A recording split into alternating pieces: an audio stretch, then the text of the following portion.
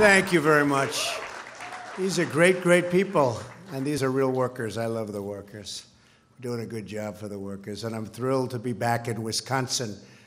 The optimism in this room is the same incredible spirit that is sweeping across our country, and even greater than that great day in November when I won the state of Wisconsin and when we won the presidency. That was a great day, I have to say. That was a great day, and thank you, Wisconsin. No administration has accomplished more in the first 90 days.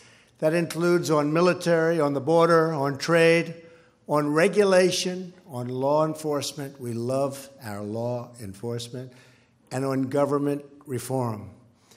Today, we're building on that optimism, and I'm proud to announce that we are about to take bold new steps to follow through on my pledge to buy American and hire American.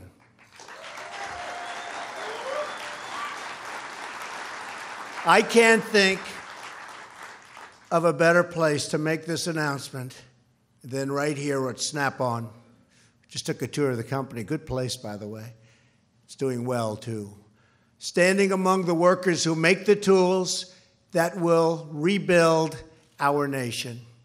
Your craftsmanship is incredible.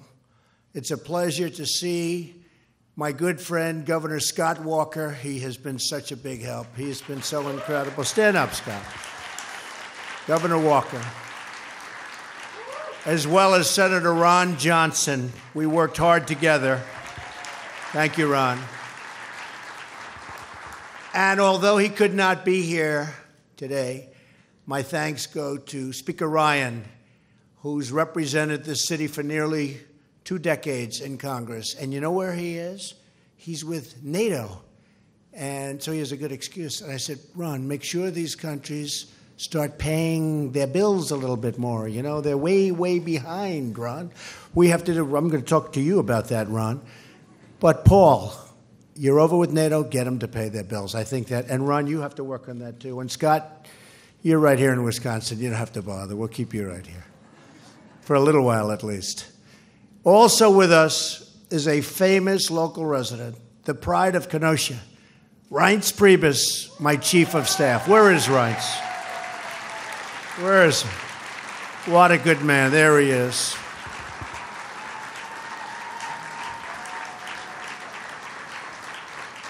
In fact, we flew over his house on the way up, and he got all excited. He's taking pictures of us. Rice went to school right here, just about a mile away, where he took his wife, Sally, to the prom. And that was a match made in heaven. Very nice. I also want to thank Treasury Secretary Steve Mnuchin for being with us today. Secretary Mnuchin is working to put together a tax reform plan to make our industry more competitive and also to provide a level playing field for our workers. We don't have a level playing field, believe me. You're going to have one very soon. And our tax reform and tax plan is coming along very well. It's going to be out very soon. We're working on health care, and we're going to get that done, too. Our Education Secretary, Betsy DeVos, is also here. Where's Betsy? She's around here someplace. Stand up. Thank you, Betsy. Secretary DeVos is working to ensure that our workers are trained for the skilled technical jobs that will, in the future, power our country. I'm excited to be joined today by students from Gateway Technical College. And remember the college president, Brian Albrecht. Thank you. Great job. Thank you very much. Thank you. Thank you, Brian.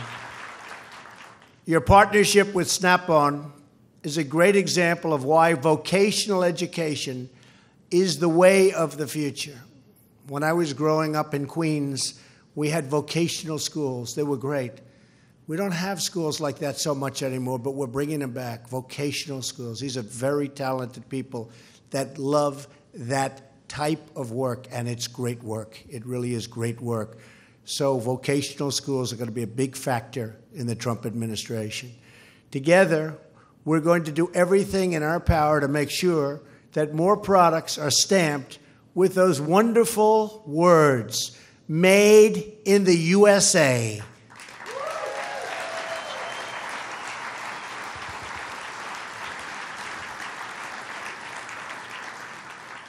The old days we used to use it. We don't use it so much anymore. We're going to start using it again. Made in the USA. For too long, we've watched as our factories have been closed and our jobs have been sent to other faraway lands. We've lost 70,000 factories since China joined the World Trade Organization. And you've seen that. You've heard about it. 70,000. The World Trade Organization, another one of our disasters. But this election, the American people voted to end the theft of American prosperity. They voted to bring back their jobs and to bring back their dreams into our country. That's why I'm here today. In just a few moments, I will be signing a Buy American and Hire American executive order. You haven't heard about that in a long time in this country. With this action, we are sending a powerful signal to the world. We're going to defend our workers, protect our jobs, and finally, put America first.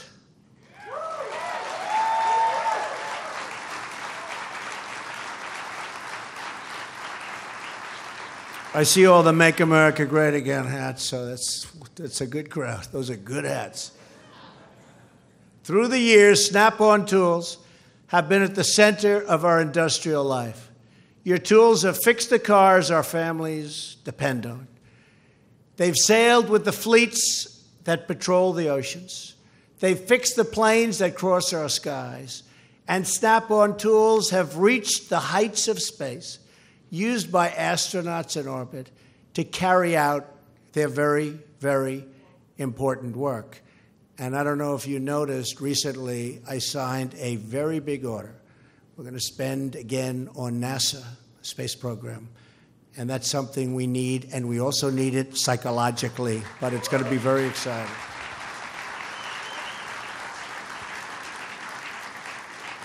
For decades, this company has served the needs of American workers. It's time we had a federal government that does the same. The Buy and Hire American order I'm about to sign will help protect workers and students like those of you in the audience today. This historic action declares that the policy of our government is to aggressively promote and use American-made goods and to ensure that American labor is hired to do the job. It's America first. You better believe it. It's time. It's time, right? It's time. First, we will fully monitor, uphold, and enforce our Buy American laws, which we haven't done. Buy American laws require that when the federal government buys, builds, or funds a project, domestic goods and products should be used. But over the years, these Buy American standards have been gutted by excessive waivers and reckless exemptions. The result has been countless jobs and countless contracts that have been lost to cheap, subsidized, and low-quality foreign goods. With this order, I'm directing every single agency in our government to strictly uphold our Buy American laws, to minimize the use of waivers, and to maximize Made in America content in all federal projects. It's time. And for the first time ever, we are going to crack down on foreign bidders that used dumped steel and other subsidized goods to take contracts from workers like you. They take them away, and they've been doing it for a long time. Not going to happen anymore.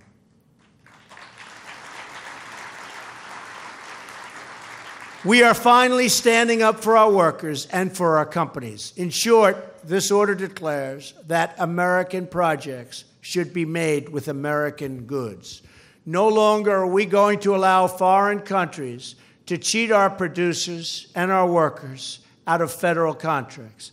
Everyone in my administration will be expected to enforce every last Buy American provision on behalf of the American worker. And we are going to investigate every single trade deal that undermines these provisions. Secondly, we are going to enforce the higher American rules that are designed to protect jobs and wages of workers in the United States.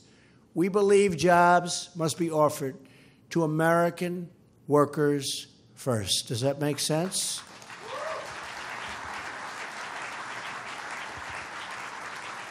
Right now, widespread abuse in our immigration system is allowing American workers of all backgrounds to be replaced by workers brought in from other countries to fill the same job for sometimes less pay.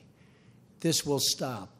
American workers have long called for reforms to end these visa abuses, and today their calls are being answered for the first time. That includes taking the first steps to set in motion a long overdue reform of H-1B visas. Right now, H-1B visas are awarded in a totally random lottery, and that's wrong. Instead, they should be given to the most skilled and highest paid applicants, and they should never, ever be used to replace Americans. No one can compete with American workers when they are given a fair and level playing field, which has not happened for decades. We're using every tool at our disposal to restore the American dream. In fact, when it comes to wasteful, destructive, job-killing regulations, we are going to use a tool you all know very well. It's called the sledgehammer. That's what we're going to use. We're also going to stand up for our dairy farmers in Wisconsin.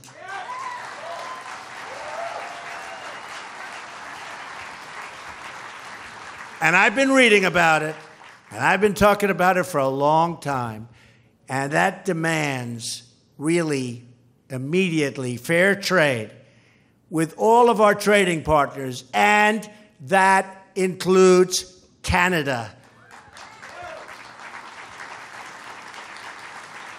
Because in Canada, some very unfair things have happened to our dairy farmers and others, and we're going to start working on that with Ron and with Scott and with Paul and with all of your representatives. What's happened to you is very, very unfair.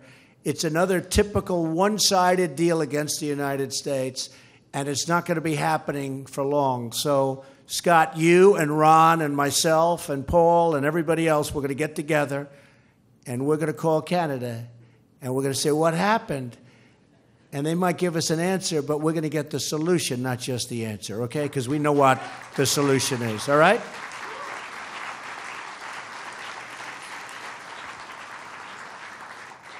And if you guys can't do it, we'll bring maybe Reince. Reince, you ready, Reince? We better bring Reince back. Now, we'll get that done. We're going to work on that very hard. We're going to work on it immediately, in fact, starting today. It's a terrible thing that happened to the farmers of Wisconsin.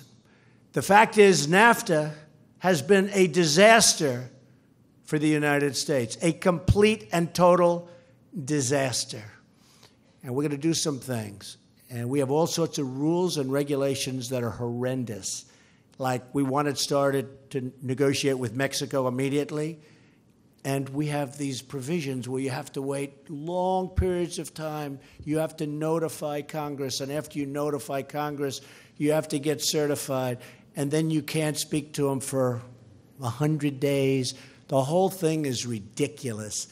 NAFTA has been very, very bad for our country. It's been very, very bad for our companies and for our workers.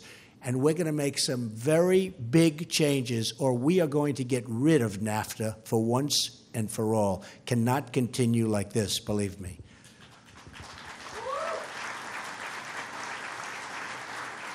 Big things will be happening on trade with other countries over the coming months, and I mean very big.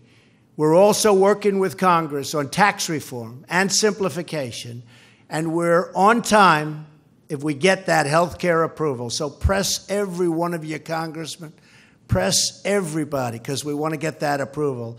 And it just makes the tax reform easier, and it makes it better, and it's going to make it steeper. It's going to be bigger, and that's what we want to do. So we're in very good shape on tax reform. We have the concept of the plan. We're going to be announcing it very soon. But health care, we have to get the health care taken care of. And as soon as health care takes care of, we are going to march very quickly. You're going to watch. We're going to surprise you. Right, Steve Mnuchin? Right? Secretary of Treasury. I see Sean, and stand up, Sean. Let's stand up. You know, I had no idea. I was told a year ago, he's been so great to me. I was told a year ago, he's like a world champion climber, climbs the trees. And after that, every time I look at him now differently. I'm very impressed with that, Sean. And he's also very good on television and very helpful. Thank you, man, thank you. We'll be making big investments in rebuilding our military and repairing our badly depleted infrastructure. And that'll happen soon also. Infrastructure, big infrastructure bill. Probably use it with something else that's a little bit harder to get approved in order to get that approved. But infrastructure is coming, and it's coming fast. New ships, bridges, tunnels, and airplanes will be constructed with American hands, American steel, and yes, American tools.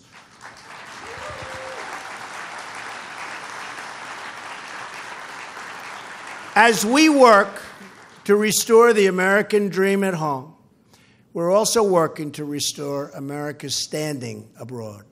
That means strengthening our partnerships and ensuring that our friends and allies pay their fair share. And that very much includes, as I've already said in my little statement to Paul, it also includes the NATO companies and countries. They are really sort of letting us down in that one respect.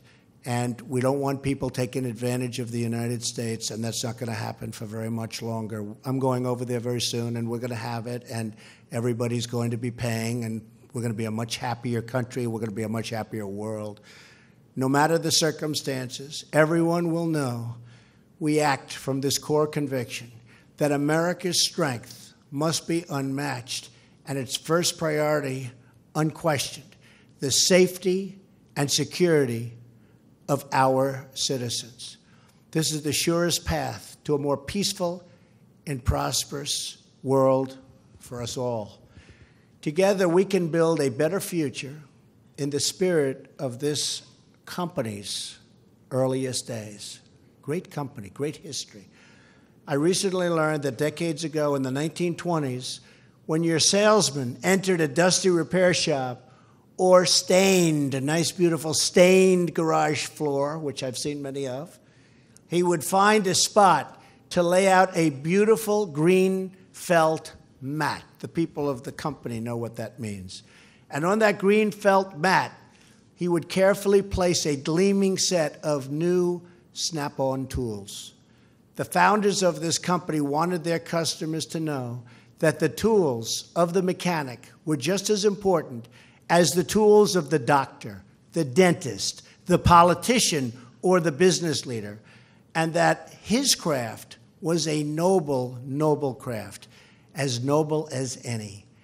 This is a wonderful story about your company and its Wisconsin heritage. And Wisconsin has a truly great heritage, and it's led by incredible people.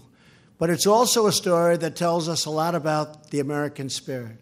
In America, we honor work. We honor grit. We honor craftsmanship. We honor the men and women who turn dreams into reality with their own two hands. In America, we honor all of you. We are a nation of builders. We are the country that dug out the Panama Canal, that put a man on the face of the moon, and that linked our cities with majestic railroads and curving highways. We are the country that is always on the cusp of the next invention. But we can only get there with all of you. We can only restore this nation we love so much by working and building with all of you. We can only get there together. We are the one people sharing one destiny, saluting one great, beautiful American flag. I'm thrilled to be here today to celebrate our great American heritage and to proudly embrace our great American future. I want to thank the people of Wisconsin for doing so much for me. That's why I came back here, not just for the company, frankly, for the people of Wisconsin. You have been so incredible to me and my administration, and we will never, ever let you down. God bless you. God bless the American worker. God bless the American dream. And God bless the United States of America. Thank you all very much. Tremendous honor. Thank you. Thank you very much.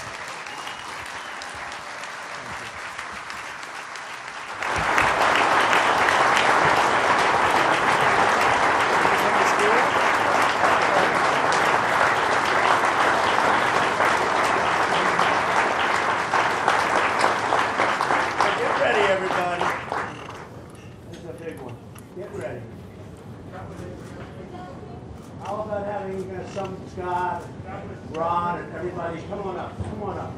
Lieutenant Governor, come on up. Come on up here.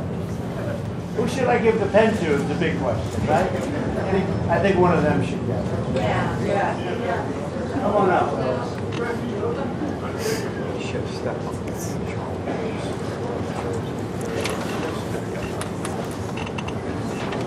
Great representatives. All right. Congratulations. Come on up. Here's the mark here. Come on up, yeah. Come on, guys.